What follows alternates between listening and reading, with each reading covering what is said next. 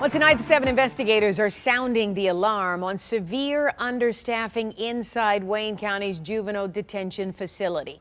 It's where things have gotten so bad, it was recently the site of a riot.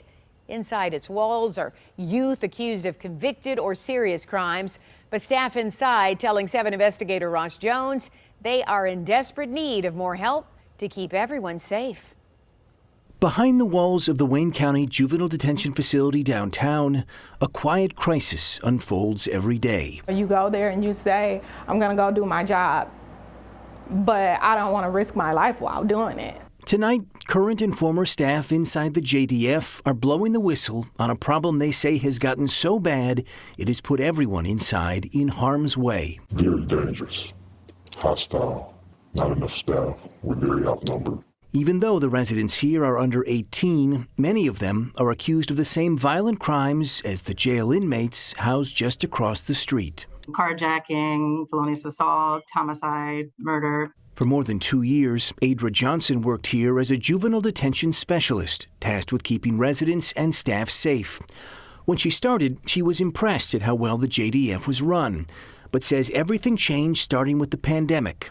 Staff quit in droves while the number of residents began to rise. It just seems like the bottom fell out. Per shift, I would say we were easily down 15 to 20 individuals. Even though there are fewer staff in the building now, more of them are sustaining injuries. Since 2019, the number of staff attacked inside the JDF has more than tripled, from 11 in 2019 to 35 just last year. Sometimes there's only one man in the building. This current employee spoke to us in shadow because the county would not grant him permission to do an interview. He says staff are in such short supply, they are regularly mandated to work 16-hour shifts, 5 days a week. We don't want the kids to know how short-staffed we are. They already know we're short-staffed. We just don't want them to know how short-staffed. The JDF is made up of 10 pods that house up to 20 residents in their own locked rooms.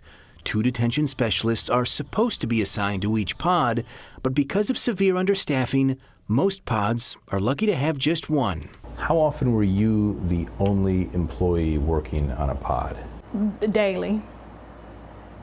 Daily, all 5 days of my shift. I was the only person on a pod and sometimes watching multiple pods. I would literally go to the pods and there would be no staff at all. And so I'm like, hey, where's the staff? And the kids are telling me, like, there's no staff over here. Destiny Moore was a juvenile detention specialist until 2020, then returned to the facility as a probation case manager. How often were they popping locks? Almost every other day, every week. Popping locks is when a resident breaks out of their cell by jamming something in their door or manipulating the lock itself. To make it harder to escape, staff recently added secondary locks to the doors. Now they know how to unlatch them. What do we do next?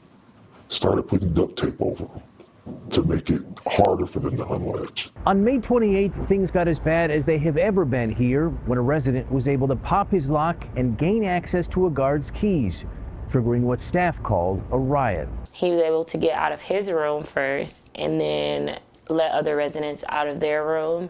And they completely damaged anything inside on the pod. Employees feared for their own safety, according to an internal investigation, with a supervisor telling staff, "We are outnumbered." All staff, most of them women, were ordered off the floor. At least one refused, coming to the aid of residents being beaten. The riot lasted nearly an hour. By the time it was over, 18 juveniles had escaped from 4 different pods. 2 needed medical treatment, and thousands of dollars in county property was destroyed. They shouldn't have been surprised by this. Not at all. Why did it have to get to the point where we have a riot? How many JDS are working? How many do you have hired that are working? I'd have to go back and look at that data from our personnel department. Melissa Fernandez is the division director of Wayne County Juvenile and Youth Services. Even though she knew our interview was about understaffing at the JDF, she came unprepared to answer even basic questions or provided answers that were simply wrong. We have about 75% filled. There are 25% vacancies as of today. Actually, it's much worse than that. The county's own numbers show that of 109 budgeted positions for juvenile detention specialists, only 41 are filled today, meaning well more than 60% of the jobs are vacant. Often, staff tell us there's only one male staffer working on a shift. Is that safe? There is no requirement by the state of Michigan when it comes to child caring institution rules that dictates that cannot be a staffing pattern. I understand, but this isn't typical child care. We're talking about people that have been charged with violent crimes, including up to murder. So is it safe? I can't answer that. I can't answer that. Unbelievable. She's basically saying she doesn't have a clue. There's no way she doesn't know that. The entire building knows how bad it is. Fernandez said the county is doing its best to manage a problem affecting facilities nationwide. They are aggressively recruiting to hire new employees and believe at least some of today's problems will be lessened when the county opens the new justice facility off I-75, hopefully a year from now. But too many employees have grown tired of waiting for help to arrive. Adra Johnson quit earlier this year and knows more will follow her out the door. It's a matter of time, before someone is severely, hurt. Something needs to change.